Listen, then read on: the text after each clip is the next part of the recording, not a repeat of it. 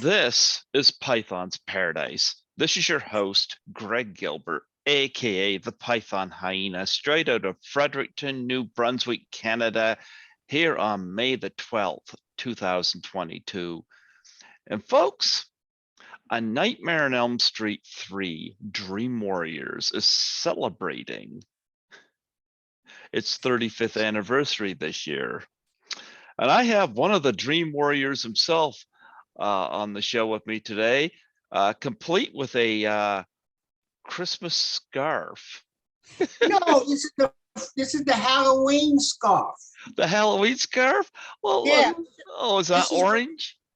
This is the scarf that Freddie wore. Oh, Freddie wore the scarf that Freddie wore. Yes. Well, folks, I guess I got that wrong. Yeah. I thought he was celebrating Christmas early. No. So you just messed up that. Messed up the Nightmare on Elm Street. Go back and look at the scarf he wears. Folks, I give you one of the Dream Warriors. The guy that packs a punch. The guy with the strength.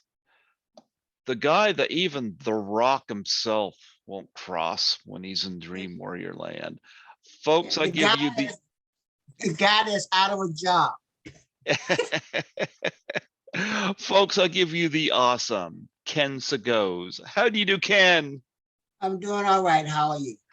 I'm doing fine. You know, I'd be better if my job put me on a schedule, but I never know when I'm gonna get called. But it's good money working at the hospital, so you know. But thank you. If I'm working at the hospital, I always have to say thank you to the people that work there, because you're taking care of people who can't take care of themselves, and so I thank you for it.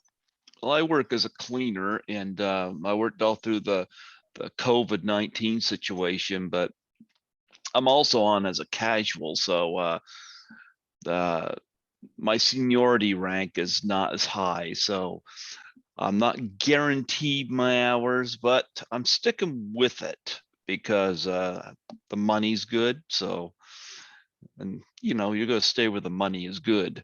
Cleaning jobs I had before were not nearly as good. But speaking of cleaning up, you know, you're one of the Dream Warriors. And I'll tell you, you guys cleaned up on Freddie. I'll tell you that, you know. I've had some people from Dream Warriors on my show before. Ira Hyden's been on here. Brooke Bundy I've had on here, you know. And I had, oh, why am I forgetting his name? And somebody spoke to me about him. Landy.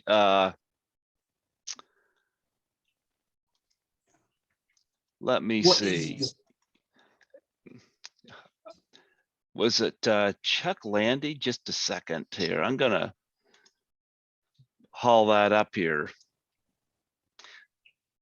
Oh, Clayton Landy. I had him on. Oh, Clayton. Yeah.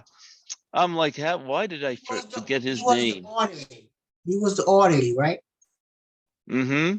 Yep. He was, yeah. Interesting story about me and him is that before I came to California, I was with Sid and Monty Croft in Atlanta, their theme park. And we actually worked together when we were two very young guys. And then when I came up here, he was the orderly. Yeah, I had a great interview with him, and of course, my experience with my interviews with cast from this film have been great. So yeah, absolutely. Now, before I get into Dream Warriors, you know, I would like to get some of your background and how you got into the business. I actually moved out here in 1979-80. And I was a security guard at Universal Studios. It was my dream. It was my dream to be an actor. And so I met some of the great legends of yesterday that has passed on. I met Afrochick Cop. I met Telly Savalas. I met Red Fox. I met Lucille Ball, who squeezed my cheeks. You know, I met so many of them. Bob Hope. And they all was intrigued with my deep Southern accent, took time to talk with me and wish me well. I ended up taking a workshop from Telly Savalas and Marlon Brando. And when we had to do a scene for actors, there wasn't any scenes for Black actors that, showed what they could do. So I wrote my scene. And in writing that scene, Gary Marshall was in the audience. So then I went from being a security guard to a staff writer at Paramount Television. Fantastic, fantastic. Now, how did Dream Warriors come about? Oh, I had just finished doing the film with Denzel Washington called The George McKenna Story. And my agent called me and told me he wanted me to go out for this audition, basically to meet this casting director. I didn't want to go because they had given me the breakdown of what the character looked like. And that's what they did back then. The casting directors would send out a breakdown and say, this is what we need. And for Kenkade, I was completely opposite. So I didn't want to go because when he wanted me to go, it was raining. I had to go to court. I didn't have a car. And where the audition was on one side of the town and the court was downtown and I was in the middle. And so to make a long story short, I lost the court battle, had to pay it. And then I had to catch 3 buses in the rain to go to the audition. When I got there, I was angry because what they were looking for, it wasn't me. So I had an attitude. So when I went into the audition, I had an attitude. They thought I was acting. So, because I didn't want to be there. And so they thought it was me acting per se. So when I got home, the agent called and said, what the hell did you do? Because I cursed the director out. So what the hell did you do? And I said, well, I told you I didn't want to be there. And he said, they love you. And I got the job. Wow. Gee. Now, mind you, let me say this here. It didn't work on the next audition I got. No. Was it your next one was a Project X? After that, I don't know exactly which one it was, but the next one I did do Project X. And right there, I was doing really well. Then I got had a break, and I got a series with what's happening now with Martin Lawrence. In actuality, Martin Lawrence was living with me, so we was actually roommates, so to say. And then we was working on what's happening now. Okay. Well, talk about the atmosphere on the set of Dream Warriors, because of course you're one of the folks and that end up with the dream powers, and I picture you all sitting like in the semicircle of chairs, and there's a group of you, and did you and the rest of the cast, like in that little group there, did you guys stick together, stay away from the adults, or how did that work? What was the atmosphere like? The director was Chuck Russell. And Chuck Russell did something that I believe that was very brilliant, that we didn't know what was going on at the time. 2 weeks before we shot, he got us together 2 or 3 times at a little party so we could mingle and get to know each other. And so we became friends. So it wasn't like we was actors coming in to act. We had become friends, all of us. So that was the second scene that I shot. The first scene was the one where I said, have a nice stroll, asshole. So, with Philip. So, but that scene in the hospital, in the therapist thing where we were sitting in a circle, that was the first time we all got together. So it wasn't, we cared about each other because we had invested the love within each other. And also, when Heather Landing Camp walked in, that was the first time that we saw her.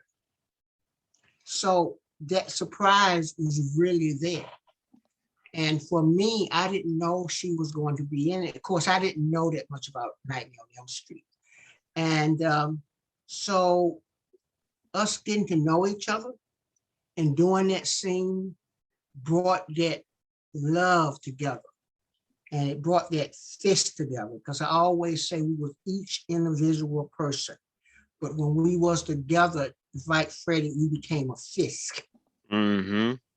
That's what we did. And so it showed. And I think Chuck Russell should get credit for that. I got to admit that, I thought the first two Nightmare on Elm Streets were really, really good, especially the first one.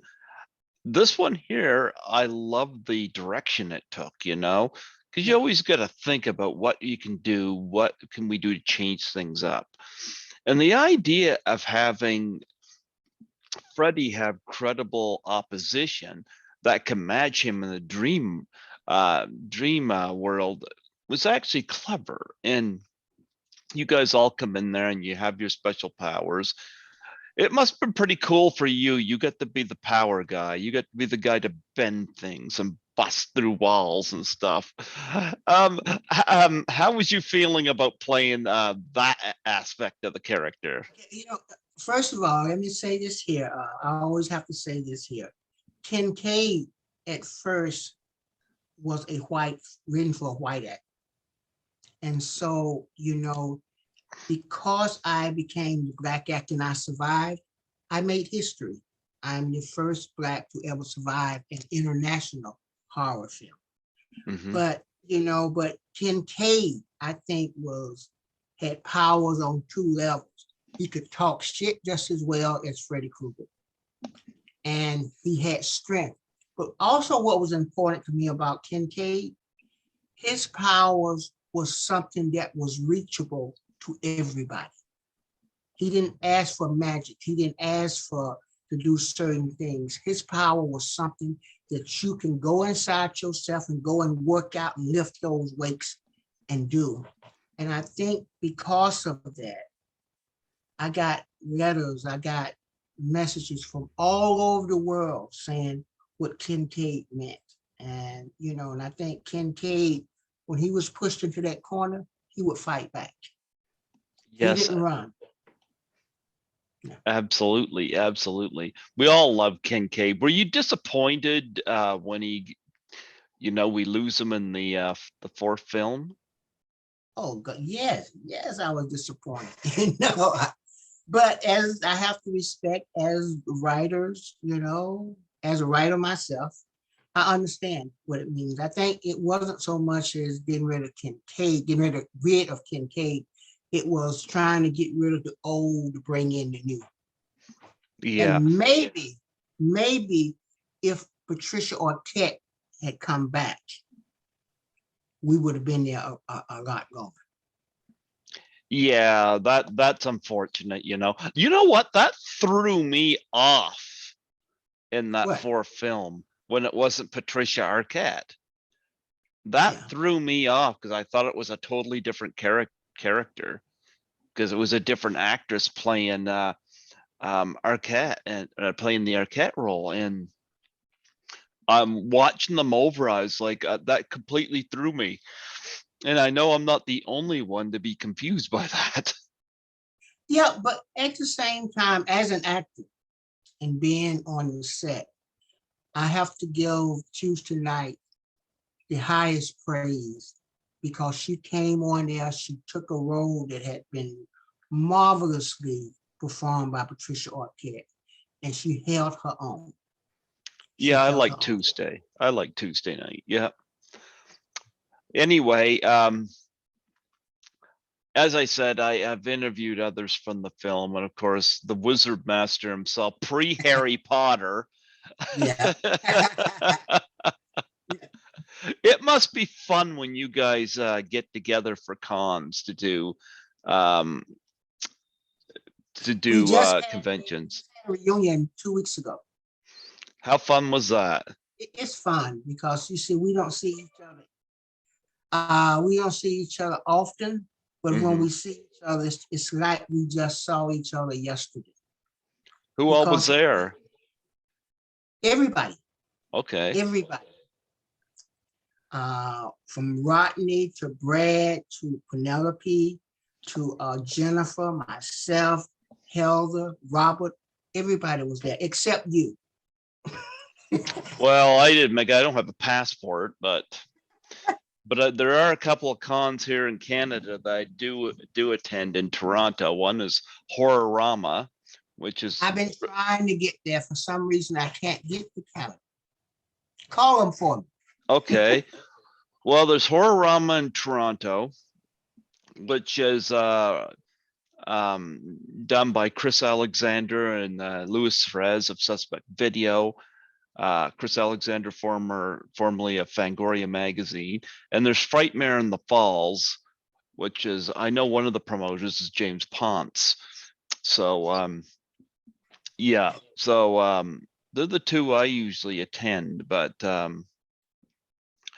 nonetheless, here's a question I ask all the guests. What's the most unique thing you've ever been asked to sign? You gonna be ready for this? My first con, which was at Mania, Horror Mania or something. And I was all new at this. He had this big old burly, he had like 6'6" motorcycle wearing, long leather coat with this long beard, rough looking guy. He walked over there and he said, "Motherfucking what? This is Kenkade." He said, "Man, I got my motorcycle. We drove 6 hours to see you." And I said, "Well, thank you." And then he said, "Look, man, my bitch in the car, she wants your autograph." And he said, would you sign it? Would you sign a special autograph for her? And I said, yeah. So he left. About 20 minutes later, he came back with another big guy and his lady. And she was a big woman. And she got in between those guys. They held out their coats like they was hiding her. And she took her booze out and blocked them on my table. Like, boom, boom. They was wiggling like watermelon. And then he said, "She wants you to sign one Ken and the other one K." And I said, "I can't do that." And then he said, "I give you $100 a kitty." I said, "Okay." You know, she would have had those tattooed on her too. I don't know, but that's the weirdest thing for me. She booked them out. They was huge. I had to sign one Ken and the other one Kate. They broke them off. Now the other cast members, did they see this? And if so, what was the reaction? Because the guys, like I said, they held up their coats and blocked it. They didn't want nobody else's autograph. And poor Robert Englund, that would have put him in the dream world.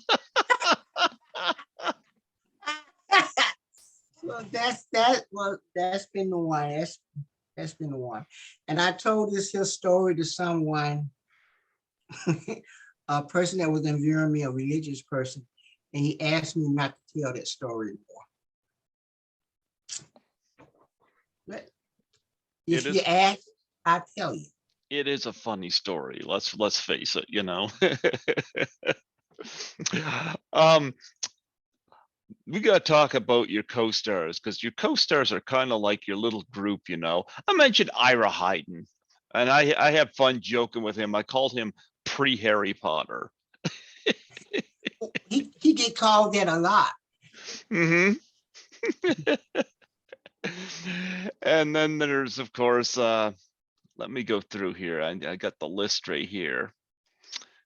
We've got, of course, Patricia Arquette. What was it like working with, I should say, an early Patricia Arquette? Everybody, man, I'm breaking tape. Everybody was very, very down to earth and nice. At that time, like I said, I didn't have transportation. And Patricia Arquette, and I lived in like a rough area at the time. I was living in a rough area in South Central LA. And Patricia Arquette saw me at the bus stop, and she stopped and said, "Do you want to ride home?" And I said, "It's okay." But anyway, she drove me all the way to South Central. So I always have a special love for her. And we had the good time. We talked, we smiled. And I always tell that story because she didn't have to do that. No. But she did it. And let me tell you, from where we were and where she had to drive was a long way. I don't think I would have done it. No, I wouldn't have done it. But she did it because we was friends. We was friends. Yeah, and of course you had Rodney Eastman, Penelope Sugrove, who, well, I guess watching television is a different experience for her now. Yeah. Yeah. And the absolutely stunning Jennifer Rubin, who I actually watched this morning in Bad Dreams, Yep. So she didn't get away from the bad dreams. She went from one to another. Yes, she did. Yep. So always thought she was stunning. Anyway, were you there for any of their death scenes in the movie? I wasn't there for any. I was there, but I didn't see them.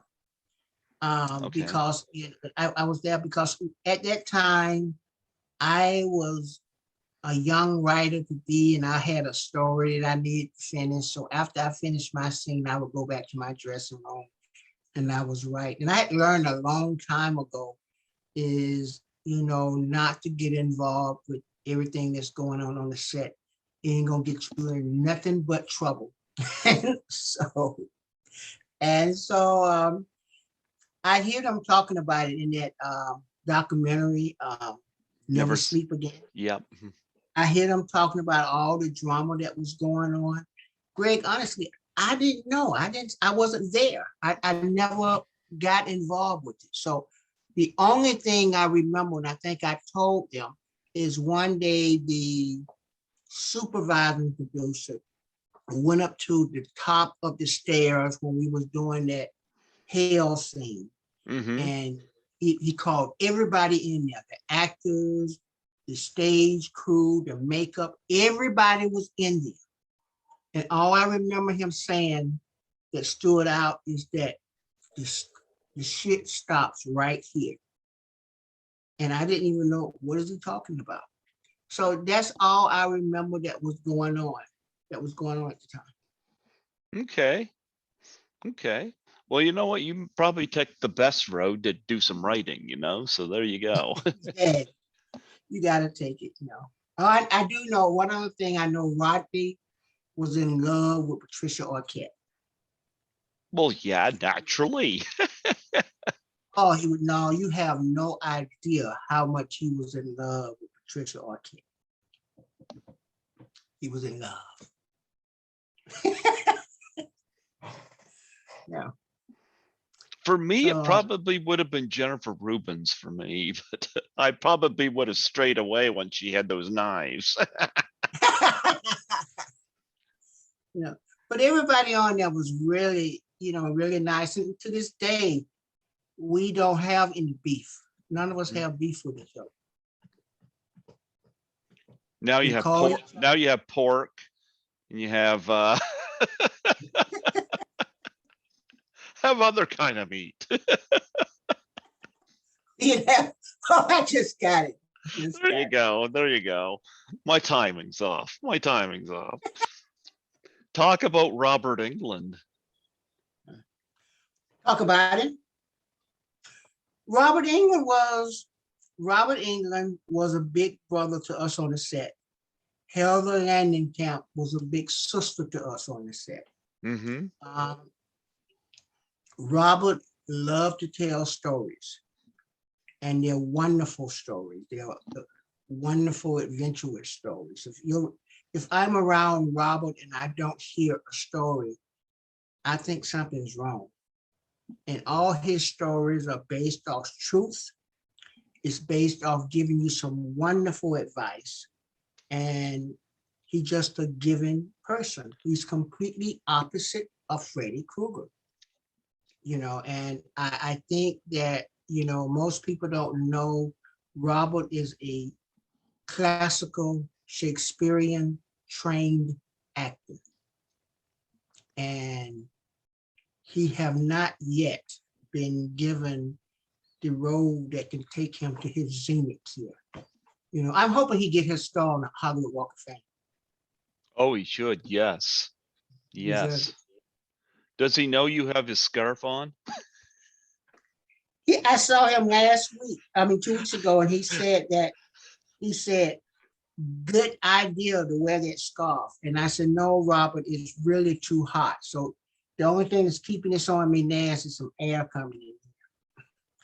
But I wear it because a fan made it for me. Oh, beautiful. Yeah. Made it for me. And I promised her that whenever I do something, I was going to show her scarf because I'm very proud of it. And she made it. You know what? That's awesome. That's awesome. Yeah. Yeah.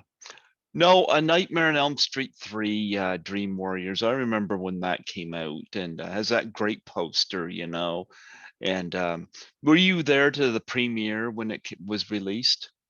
Yeah. It was at 20th Century Fox.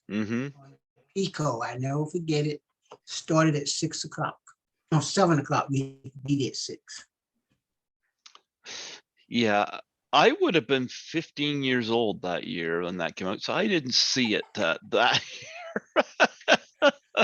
Wow, you're making me feel old, Greg. You do know that, right? What, you're only 39? Okay, I take that. Yeah, you're 39. I'm going to be 50 in July. Okay. But you're 39. Okay, yeah. Thank you for remembering. Thank you. There you go. Well, yeah. Are you kidding me? I wouldn't have got through high school if I didn't say that to all my teachers. I didn't have to study. I bet you was a bad, rough person in school. Always stayed in trouble. You was one of those people that the teachers wish they could have called Freddie. Oh, yeah. You're right. I was always in trouble. Hindsight's 2020, I wish I could have made some changes back then. Yeah. But nonetheless, you went from Nightmare on Elm Street 3 to A Nightmare on Elm Street 4. What was your first impressions when you got the script for Dream Master? Dream Master? There wasn't a script. When they told us they was going to do Dream Master, the writers was on strike. So there wasn't a script. So we met with Rodney and myself. We met with Rennie Hyena, and all they gave us was a treatment. I think it was like about 5 pages. And it was a treatment as what was going to happen. And I will never forget it because Kenkade was killed on the first page of the treatment, maybe about halfway through. So, but it was single line, though. It was not double line. And so then when we shot, they did have a script, but the first thing that we got was a treatment. Yeah, I have, aside from you, well, I was a little surprised that Craig Wasson didn't carry over. I really liked him in Ghost Story and Body Double, the De Palma film. You know, I'm not gonna give away, but I love that last shot with him. You know, and but no, Craig didn't carry over, so he got to survive. And of course, John Saxon, we can't forget him. No. Yeah, he like he was Great in man.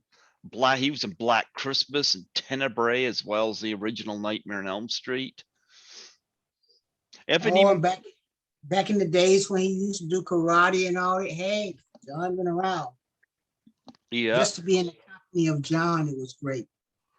Oh, I bet. But Craig didn't carry over, so I look at him as he lucked out. didn't have to be part of what happened in Dream Master. But I have interviewed Lisa Wilcox. Love Lisa Wilcox. I've had of course, Brooke Bundy. I've had on, who was in the previous film, and I guess Linnea Quigley is one of the faces and Freddie's embodiment there. I've had Linnea on here, and I met her at Horrorama 2018. Yeah. Linnea's a hoot. Yep. But what was the atmosphere like when you come on to the for Dream Master? Like the first thing that we shot in Dream Master, it was that hallway by the locker. Tuesday as Kristen and me and Rodney. And when we got to the dressing room, the outside, the first person to meet us was Tuesday night. And I never forgot that, because she met both of us and introduced herself to us. And so it was strange because Kristen wasn't there, Patricia Arquette wasn't there. And so, but Tuesday immediately took up the slack. You know, I believe that if we had just met on the set, it would have been a little awkward. But because she met us at the dressing room and talked to us and everything, by the time we got to the set to actually film, they had also changed the wording. So we had to just look at that script and learn the lines right away. And so but I could feel that they was just, they were trying to get rid of us. But I never had a scene with any of the other cast members except the guy that played Tuesday night's boyfriend. I mean, Kristen's boyfriend. Played her brother. No, her brother. It was her brother. Andros. And so that's the only one that I had a scene with. The others I didn't have a scene with. If you go back and look, Kenkade was all alone except the junkyard. I was by myself. When I went down into the barrel, I was just with Tuesday night.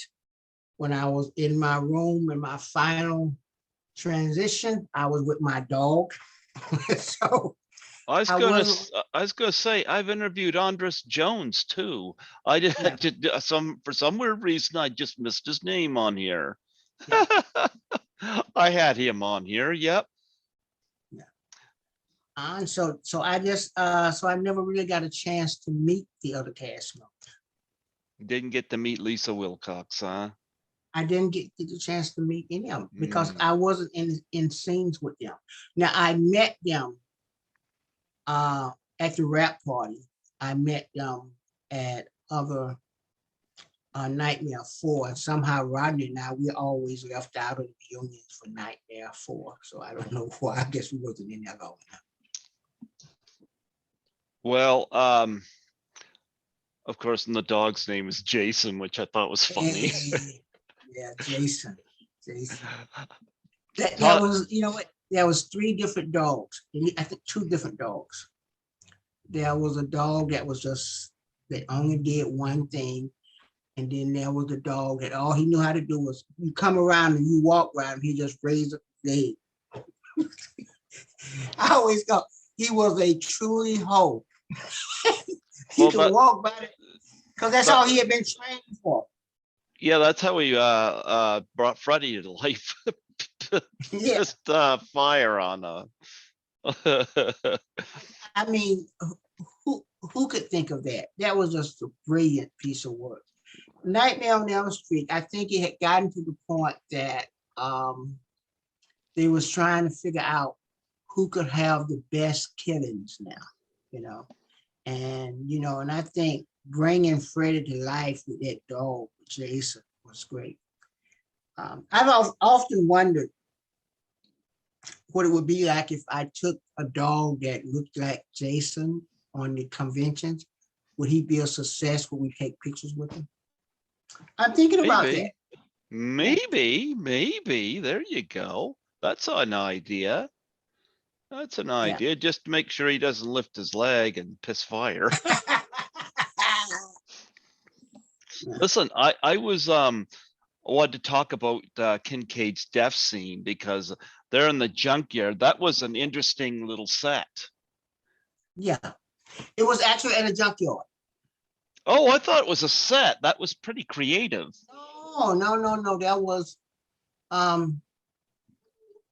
the only thing.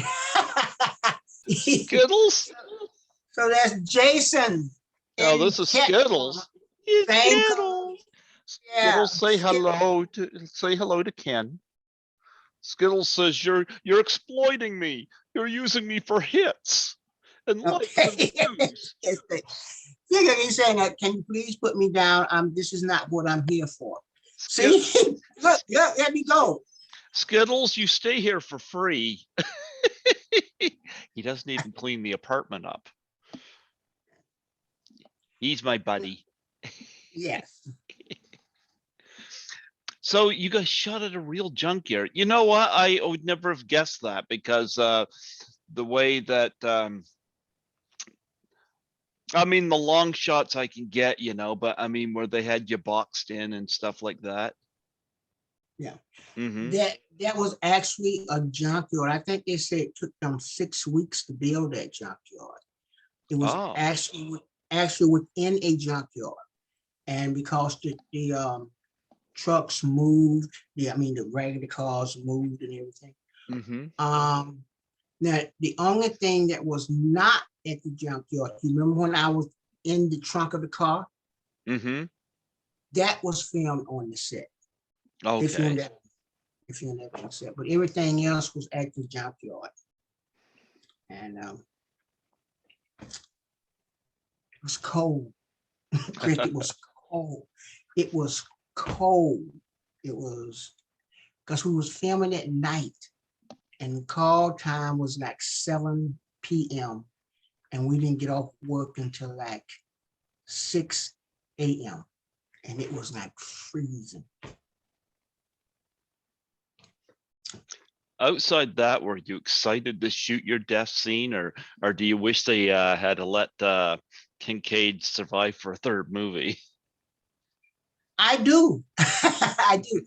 Now, I have heard rumors. I don't know how true because no one in the hierarchy has told me this, that they was thinking about having a Kenkade come back in a major fight with Freddy Krueger. And that is the reason my line is, "I'll see you in hell." But I don't know how true it is.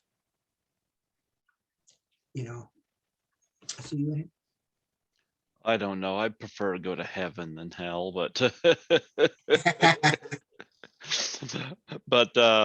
but nonetheless, yeah. So what do you think all these years later, the phenomenon of this? Because back in the 80s when there was no social media, It was a little bit of a different story.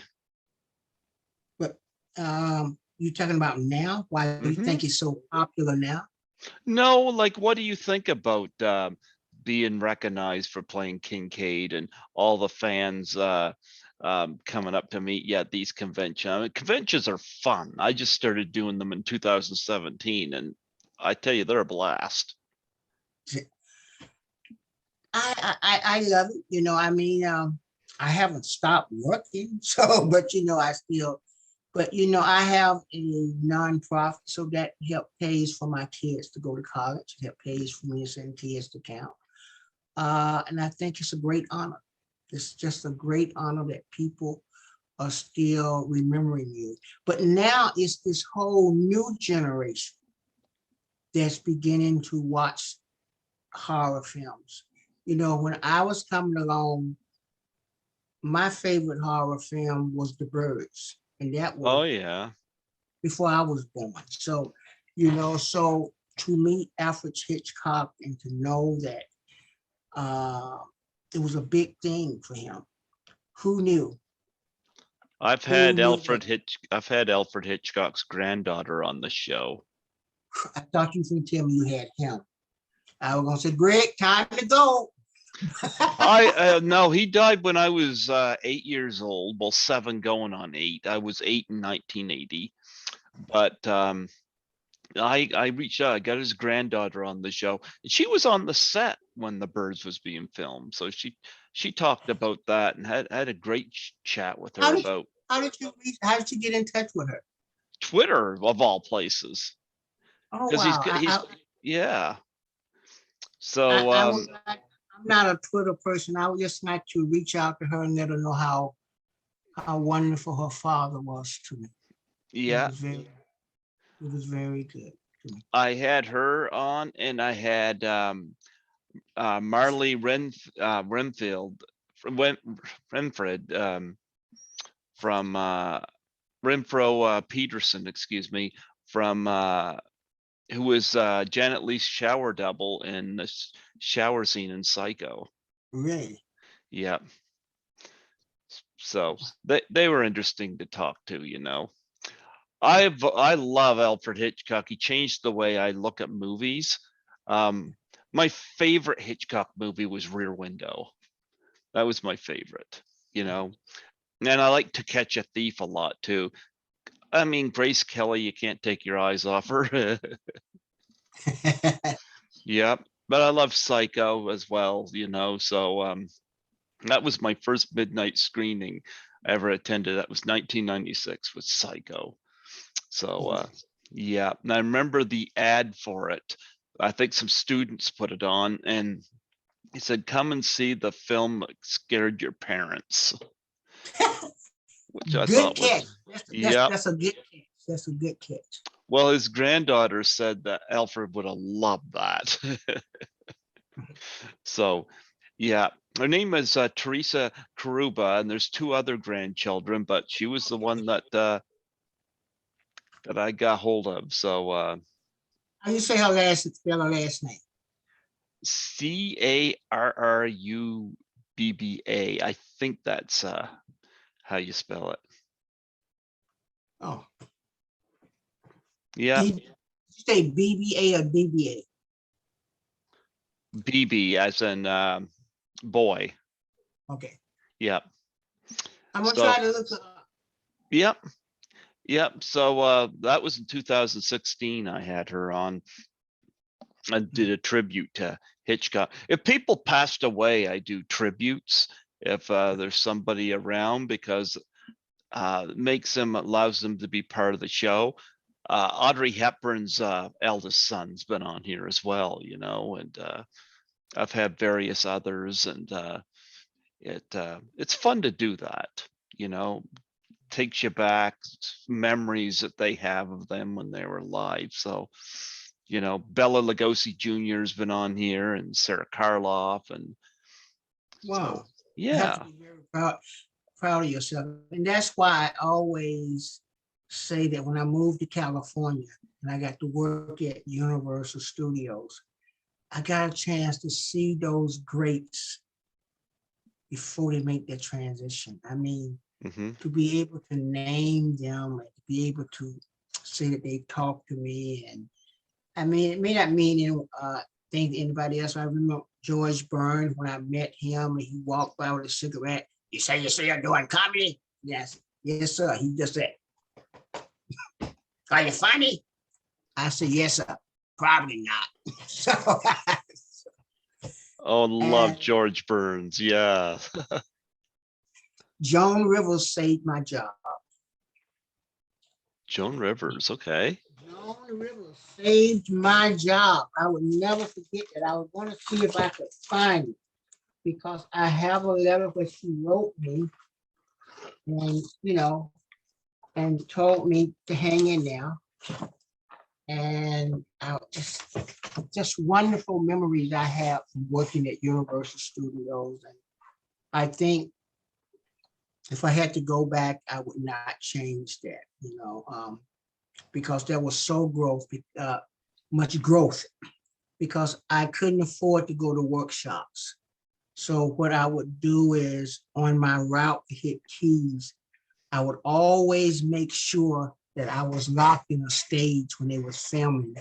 That way I could watch the greats do their greats. And so, and learn as I was watching and doing my job. And some of like Jack Cluckman, who played Quincy at the time, he talked to me briefly one day, and he knew I didn't have much money. And what that man did, he made sure that every day that Quincy was on the set, that the caterer had to save me a plate. And no matter where I would be that day, that caterer would send a meal for me because I came in at 4:00. I was from 4 to 12. That caterer would find me and make sure I had something to eat. Oh, nice. Yeah. What meals do you remember particular? Anything? I want to know what I was eating good. Yeah. Because the caterer, because Jack Cluckman said it, they made sure that they would give me enough. They made sure they would give me, like if it was beef, I would get the best. If it was, I would just get the best, and it would be a pile of it. And during the hiatus, I didn't get no food. but I'm just saying this to say the reason I do give back is because when I was up here naked and didn't have anything, didn't have per se family up here, had one close friend, I was looked at. I looked after, and the payment was pass it on. Pass it on. I wanted to ask you about Intolerable Cruelty. You had to work with the Coen Brothers, the people that made The Big Lebowski and Fargo and Blood Simple and movies like that. I love the Coen Brothers. Well, let me say that the reason that I've been blessed, I may not have worked as much as some people, but I've worked with the best of the best. Yeah. They were very nice. They was very nice. They was, if the words did not come out of my mouth comfortably, they would say it like you would say it. They would have me to say it first, just to make sure that it was the right meaning for what they was doing. But I can honestly say I have not had a director that I did not learn from. Oh, that's wonderful. I can't say I have had a director that I would not want to work with again. I don't have those experiences. There's some actors, which I ain't calling no names, I won't even go audition if they are in the movie. I continue to get my unemployment. Yeah. Did you ever, because I know Wes Craven was involved in I don't remember off the back of my head, the producer or something with Dream Warriors. Did you encounter him any? Oh, Wes Craven? Yeah. I didn't meet him while we was filming. I met him at a party one time, at a gathering, a party or something, and he was there. When I found out he was there, I went over to him and introduced myself, and all I got out was, "I'm Ken." He said, "Ken Sagoes, I know who you are. You did Kenkade." Mm-hmm. He said, "You made my work proud." And that was it. That's awesome. That's awesome. Do you have any charities that you want to promote on here that you're involved with? Yes, you heard me speak of the Giving Back Corporation. Mm-hmm. I have a charity called the Giving Back Corporation, where in 1997, I started it because along my journey, there were so many people that helped me. And like I said, they gave to me. And my payment to them was pass it on and give back to someone else. And so because of a lady, when I was in high school, because of a lady, the people that's been on the sideline pushing me along, I started an organization called Giving Back. It's a 501c3, where I pay for at least 10 kids book and supplies when they go to college every year. And just so you know, this year, when I picked my 10, I would have helped put over 670 kids through college. And Wonderful. I've sent kids to camp every summer. And when I can, I buy toys for Christmas and Thanksgiving. All the things that I could not have as a child and growing up, I promised God that I was going to do something for somebody's child. During the summer, there were so many summers that I saw this yellow school bus drive away, taking the kids to camp. And I tried to pretend that I didn't want to go. But the actuality is my mom couldn't afford to pay for me to go. So because of that, I send somebody's kid to camp every summer. And so 90% of my funds at these conventions goes to my nonprofit. Now I take 10, got to take care of self now.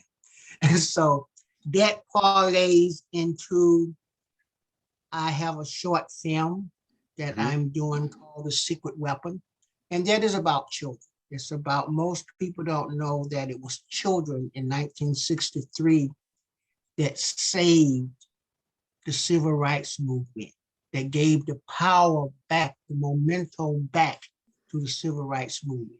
So I have done a short film called The Secret Weapon. Yesterday is today. And the reason it's called Yesterday is Today is because some of the same things that was happening yesterday is happening today. And it's about those children who went head to head with the most racist bigot of that time, Eugene Bull Connor, who I called the Freddy Krueger. He was the first Freddy Krueger. And this short film is based off actual events.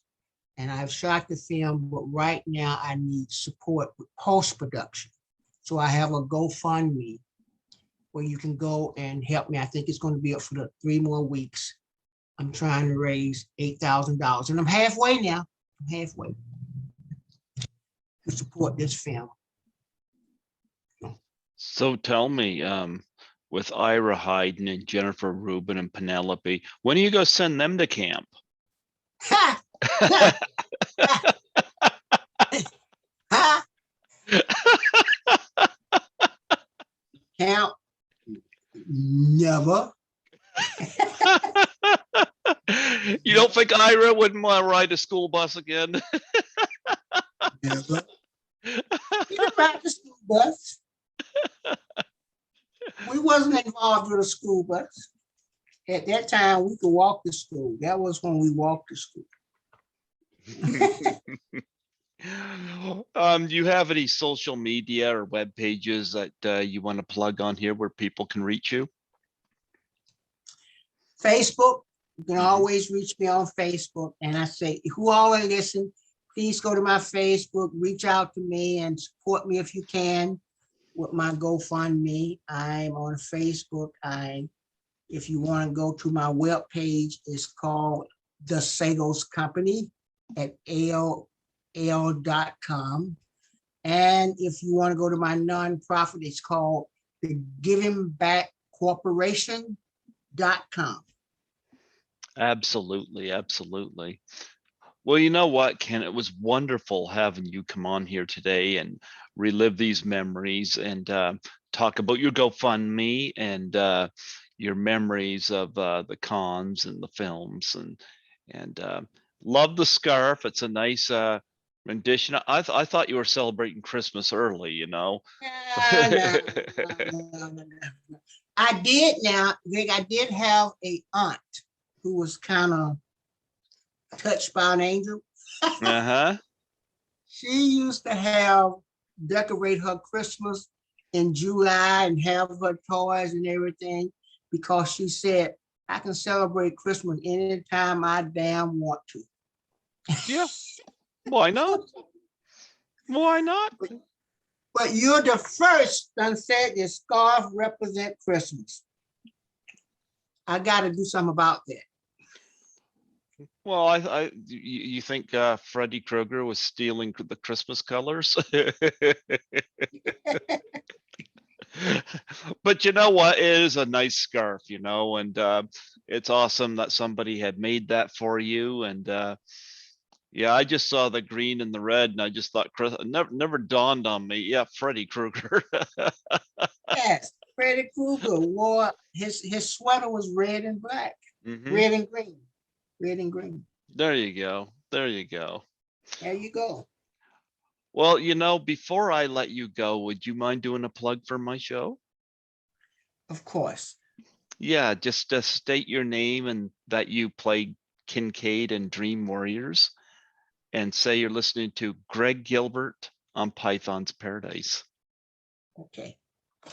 Hi, I'm Ken Sagoes, Kenkade from Nightmare on Elm Street, and I want you to know I'm listening to Greg Gilbert Python on podcast. Is that right?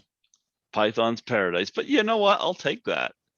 I'll take that. I'll take that. You know what? You were a wonderful guest. It was a long time coming, but we stuck with it and we made it work. With my scheduling at the hospital now, I remember one Sunday I got called into work and I had to reschedule 3 interviews I had that day, you know, and I got them all done. Everybody pretty understanding when you're working at the hospital, you know, so but trying to get moved up where I get a schedule where it's a little more sustainable, you know. You will. Yep, but it's good money. I'm sticking with it, and the people I work with are great. So, and I'm glad we were able to make this work today. So that was awesome. And go to my GoFundMe and see if it interests you. You know what? Why not? Absolutely, absolutely. I'll check that out. Ken, you have a wonderful day. I know you're in California, so I joke with all Californians because what you guys consider cold and what we consider cold are 2 different things. And I've heard stories about Canadians getting off the plane in like their t-shirts and shorts, and you guys all bundled up. and we wonder what's going on up there. We're a different bunch here, you know, so there you go. Hopefully I look forward to it. I really want to try to look up those conventions up there in Canada and see if I can get there. Absolutely, absolutely. Well, actually, you know what? I'll send you the contact info for Chris Alexandra and Louis Cerez for Horrorama, and James Ponce for Frightmare in the Falls. I think that yeah, you could contact them, and yeah, maybe something could be worked out there. I think that'd be great considering the anniversary. Yes, do that. I appreciate that. 35 years, and you're only 39. How's that work? Hey, jeans. Jeans. Got those Superman jeans. That's right. That's right. Well, Ken, God bless you. Thank you so much for allowing me the honor. Thank you. I appreciate it, Greg. And Scotty McCoy sends his Let's love, talk by the again. way. Okay, tell Scotty we'll see each other soon. All right, you take it easy. Take it easy. All right. Bye-bye. Bye-bye.